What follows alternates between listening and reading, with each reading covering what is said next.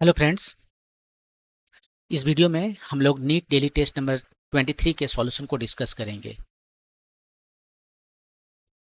इस टेस्ट के सारे प्रॉब्लम जो है सो प्रोजेक्टाइल मोशन से है। पहला क्वेश्चन है क्वेश्चन नंबर 111 और ये कह रहा है कि ball is projected with velocity 3i + 4j metre per second.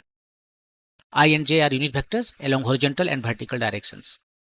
The velocity in meter per second of the projectile when it hits the ground is how much? तो पहले क्या करते हैं, एक फिगर बनाते हैं प्रोजेक्टाइल मोशन का। ये कुछ तरह से इस तरह से जा रहा है।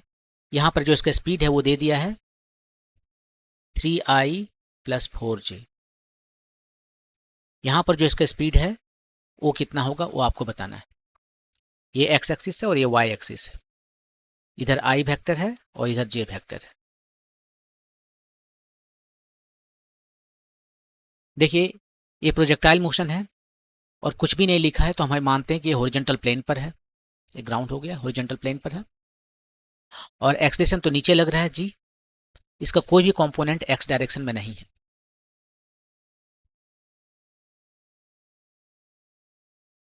तो एक्सलेशन इसका एक्स डायरेक्शन में नहीं है, जीरो है। जो भी है वो वाई डायरेक्शन में है।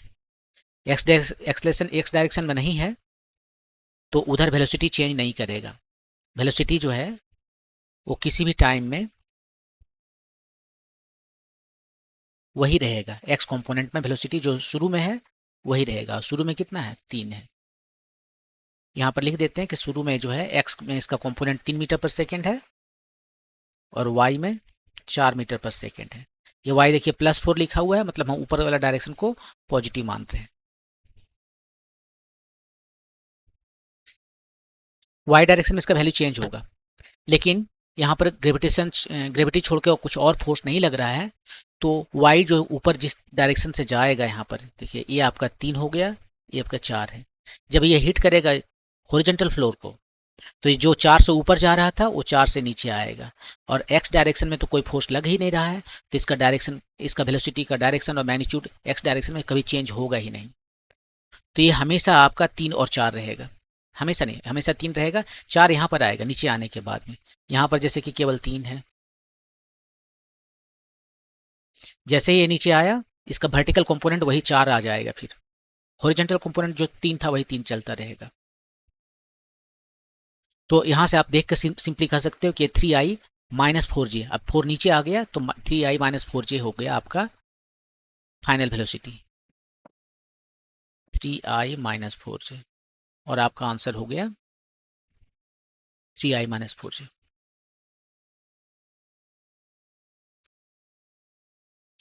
आप इसको ऐसे भी बना सकते थे यदि आपको, यहाँ पर जस्ट कंसेप्ट के आधार पर हमने आपको बताया। यदि आप कैलकुलेशन करके बनाना चाहते हो तो उसके लिए ऐसे बना सकते हो, कैलकुलेशन करके, विथ कैलकुलेशन। यू एक्स ये तो हमेशा सेम रहेगा क्योंकि कोई डायरेक्शन नहीं है, कोई एक्सलेशन नहीं है। वी वाई हमें निकालना है, यू वाई माइनस जी, जो इसको गिरने में टाइम लगा। और टाइम कितना लगा गिरने में इसके, ये टाइम ऑफ फ्लाइट है और उसका फार्मूला आपको याद रखना पड़ेगा और नहीं तो फिर निकालना पड़ेगा। टाइम ऑफ फ्लाइट होता है 2u sin थीटा बाई जी। और ये u sin थीटा क्या है, यही है यू वाई। शुरू में जो स्पीड था इस डायरेक्शन में जो कि 4 है, यहाँ पर वाई डायरेक्शन में, यू आई माइनस जी आ गया 2 times u sin theta U Y by जी।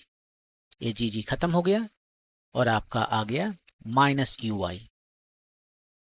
तो vy आपको हो गया -u(y) जो कि -4 है। और इसलिए जो वेलोसिटी है जब वो जमीन को हिट कर रहा है तो कितना हो जाएगा, ux actually vx plus vy, इधर i इधर j। और अभी भी निकला vx तो हमेशा कांस्टेंट है, vx जो है सो कांस्टेंट है, हमेशा 3 ही रहेगा। 3 हुआ और ये -4 हो गया। शुरू में +4 था, अब -4 हो गया। तो 3i - 4j, ये आपका आंसर है। ओके, मूव करते हैं नेक्स्ट क्वेश्चन पर। ये ball of mass 1 kg is projected with velocity 3i plus 4j. पिछला क्वेश्चन की तरह ही है. ij are unit vectors along horizontal and vertical directions. The magnitude of the change in momentum of the projectile when it hits the ground is. पिछला question में आपने velocity बताया था, यहाँ पर कितना है जो v1 बोलते हैं, यहाँ पर कितना है वेलोसिटी v2 बोलते हैं. v1 दे दिया है 3i plus 4j,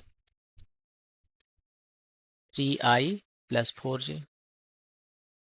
v2 वो भी निकाल लिए थे, पिछला क्वेश्चन में निकाले थे.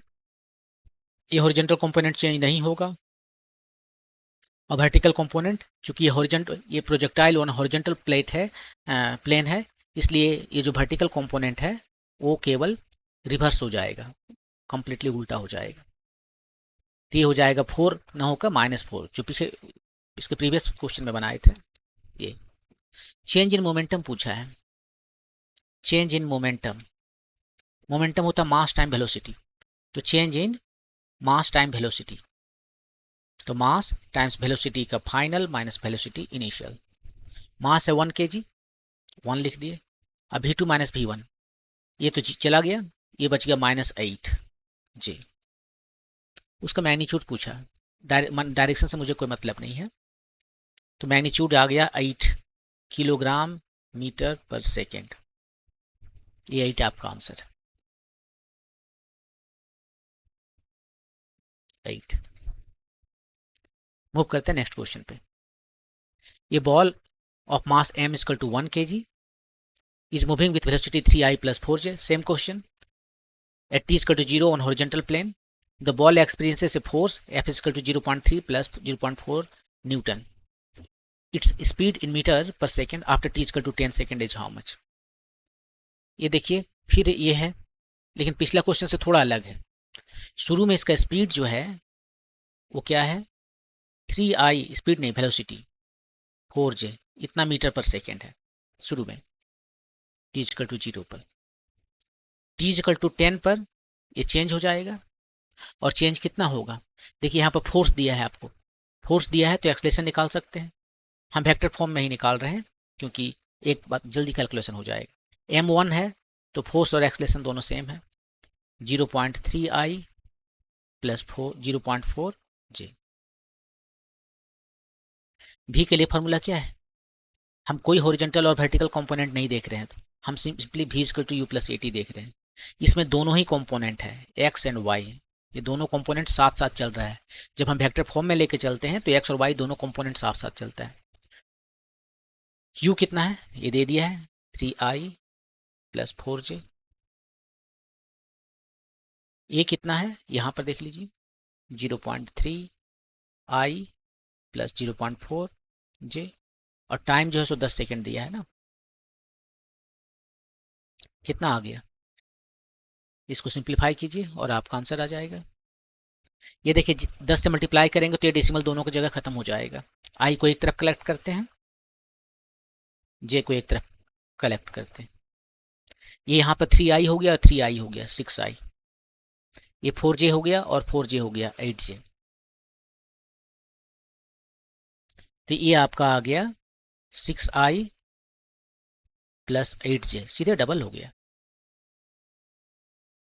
ये वेलोसिटी है. इसका मैग्नीट्यूड पूछा होगा, इट्स स्पीड पूछा है, स्पीड ही तो इसका मैग्नीट्यूड है. स्पीड जो है सो वेलोसिटी का मैग्नीट्यूड है 6 स्क्वायर प्लस 8 स्क्वायर, ये हो गया 10 मीटर पर सेकेंड.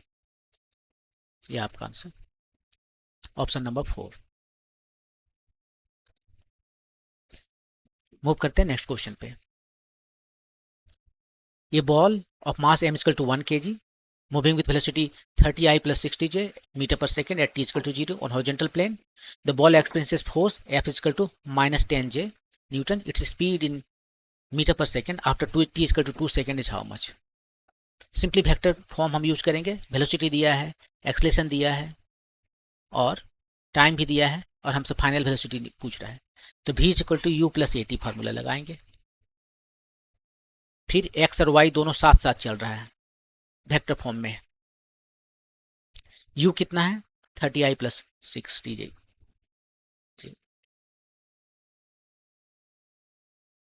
एक्सलेशन कितना है, फोर्स डिवाइडेड मास, राइट। फोर्स है यहाँ पर जो कुछ भी है, मास 1 kg है, उसको डिवाइड करेंगे तो कोई फर्क नहीं पड़ेगा। फिर भी हम डिवाइड कर देते हैं, यहाँ आई है क्या, नहीं है, तो हम लिख सकते हैं 0i माइनस 10j। और टाइम, टाइम 2 सेकेंड है। इसको सिंप्लीफाई करते हैं तो ये 0 है, आई में तो है नहीं, 0 है तो केवल यहीं पर 30 हुआ, 30i। और ये 10 टाइम्स 2 20, 60 माइनस 20, सो ये हो गया 40j। ये वेलोसिटी हो गया। इसका मैग्नीट्यूड पूछा है, स्पीड, तो कितना हो जाएगा 30 स्क्वायर प्लस 40 स्क्वायर, 345। एक ट्रिपलेट बनाता है पाइथागोरस राइट एंगल ट्रायंगल का, 345, तो ये 5 आ गया, एक जीरो बाहर से, यहाँ पर 50 मीटर पर सेकेंड, ये आपका आंसर।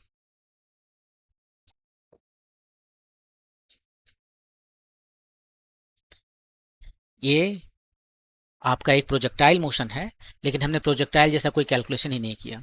इनफैक्ट हमने किया है, यहाँ पर देखिए दोनों साथ में चल रही हैं, एक्स और वाई, हॉरिजॉन्टल मोशन और वर्टिकल मोशन टुगेदर चल रहा है, क्योंकि हम वेक्टर फॉर्म में चल रहे हैं। यदि हम वेक्टर फॉर्म में नहीं चलते तो हम इसको अलग अलग निकाल के फाइनली निकाल सकते थे। देख लीजिए यदि हम अलग तरीके से निकालें तो। एक्सलेशन एक्स में कितना है, एक्स कॉम्पोनेंट, और वाई कॉम्पोनेंट कितना है, निकाल लेते हैं। फोर्स देखिए, फोर्स जो है सो 10 लग रहा है नीचे, तो ये हो गया -10 फोर्स, और एक्स में है ही नहीं। अब आपको समझ में आ रहा होगा कि ये कंप्लीटली प्रोजेक्टाइल मोशन है। अब यदि हॉरिजॉन्टल मोशन हम एक तरफ कंसीडर करें, ये हॉरिजॉन्टल डायरेक्शन में, जिस डायरेक्शन में यूनिट वेक्टर आई है, और इधर वर्टिकल डायरेक्शन में जिस डायरेक्शन में यूनिट वेक्टर जे है। हॉरिजॉन्टल डायरेक्शन में कितना, एक्सलेशन है नहीं, तो वेलोसिटी जो है वो शुरू में जो वेलोसिटी है उसी के बराबर होगा, और शुरू में वेलोसिटी कितना है, वो 30i 60j है। शुरू का वेलोसिटी है 30i 60j।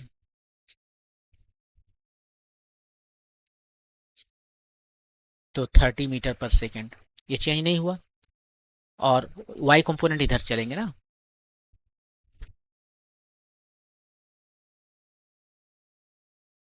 इधर है y कंपोनेंट, चलते हैं सिंपली।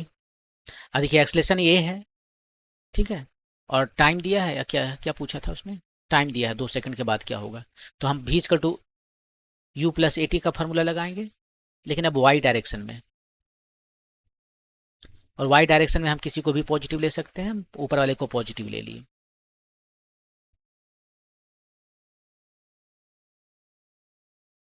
ठीक है, तो ui कितना है, यहां से देख के बता सकते हैं, 60 है, ये वाला जे के जो कोफिशिएंट है, प्लस ay कितना है, यहाँ पर दिया है -10 है, टाइम है 2 सेकेंड, तो ये आ गया 40 metre per second. vx 30 metre per second, vy 40 metre per second. X और वाई कंपोनेंट पता हो गया है, तो वेलोसिटी हम पता कर सकते हैं, उसका एक्स कंपोनेंट का स्क्वायर और वाई कंपोनेंट का स्क्वायर को सम करके स्क्वायर रूट ले लेंगे, तो ये हमारा हो जाएगा 30 स्क्वायर प्लस 40 स्क्वायर, सो 50 मीटर पर सेकेंड। अब प्रोजेक्टाइल मोशन की तरह बनाएं या मोशन इन 2 डायमेंशन में बनाएं। ओके, मूव करते हैं लास्ट क्वेश्चन पे। Two bodies of mass m1 and m2, m1 है 1 kg का, m2 है 2 kg का, are projected with same speed at an angle 37 degree and 53 degree with the horizontal. ये देखिए प्रोजेक्टाइल मोशन है, एक एंगल जो है सो थीटा पर उसने प्रोजेक्ट किया, θ1 कहते हैं, वो है 37 डिग्री। दूसरा जो है θ2 पर प्रोजेक्ट किया, वो है 53 डिग्री। ये दोनों को ऐड कीजिए, ये कितना हो गया 90 डिग्री। इसका मतलब है θ1 और θ2 दोनों कॉम्प्लीमेंट्री एंगल है, और दो कॉम्प्लीमेंट्री एंगल आपको सेम रेंज देते हैं, range is equal to same देते हैं। रेंज का फॉर्मूला क्या है, u square sine 2θ by g. आप इसमें θ1 रखिए और θ2 रखिए, θ2 इक्वल टू 90 माइनस θ1, आपको सेम वैल्यू मिलेगा। तो रेंज यहाँ पर सेम हो गया, तो रेशियो आपका ए है। ये जो है कि यदि θ1 प्लस θ2 90 डिग्री हो तो रेंज सेम होता है यदि हम हॉरिजॉन्टल प्लेन में बात कर रहे हैं। यदि यही हम हॉरिजॉन्टल प्लेन में बात नहीं करते, हम बात करते इंक्लाइंड प्लेन में, ये देखिए इधर जी जा रहा है, right, acceleration due to gravity, और ये हॉरिजॉन्टल प्लेन है इधर, लेकिन ये इंक्लाइंड प्लेन है। अब ऑब्जेक्ट इधर आके गिरेगा। अब यहाँ पर आर का वैल्यू कुछ और आएगा, लेकिन आर जो है दो एंगल के लिए यहाँ पर भी रेंज सेम रहेगा। यहाँ पर भी जो है रेंज सेम रहेगा दो एंगल के लिए, θ1 और θ2 के लिए। यहाँ पर यदि आप θ1 और θ2 को जोड़ोगे तो 90 नहीं आएगा। मान लीजिए ये एंगल अल्फा है, यहाँ पर इंक्लाइंड प्लेन अल्फा बनाता है, ये 90 नहीं आएगा, लेकिन ये वाला एंगल 90 आएगा, 90 डिग्री माइनस अल्फा। सो θ1 प्लस θ2 दो प्रोजेक्शन एंगल है, उसको यदि आप सम करोगे तो ये वाला एंगल आएगा 90 माइनस थीटा, और यदि ऐसा आया तो वो दोनों आपको सेम रेंज देगा।